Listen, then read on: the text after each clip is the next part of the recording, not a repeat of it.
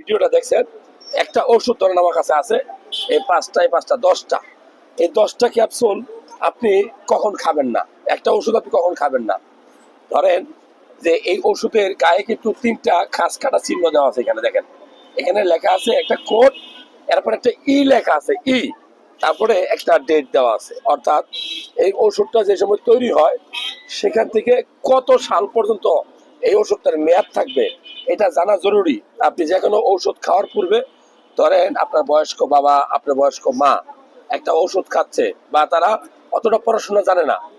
এখন এই ওষুধটা ডেট আছে কিনা নাই, দোকানদাররা ওষুধ দেয় খেয়াল করে দেয়, কিন্তু এরপরেও ভুল হইতে পারে না, হইতে পারে তো। তো ভুলে যদি আপনি ডেট এক্সপায়ারি ওষুধ খান, তাহলে আপনার জীবনে ভয়ানক ঘটনা ঘটতে পারে, ক্ষতি হইতে পারে, বমি হইতে পারে, রিয়াকশন করতে পারে, এমনকি এই ওষুধের কারণে আপনার লিভার ড্যামেজ হতে পারে, কিডনি ড্যামেজ হতে পারে, আপনি মারাও যেতে পারেন।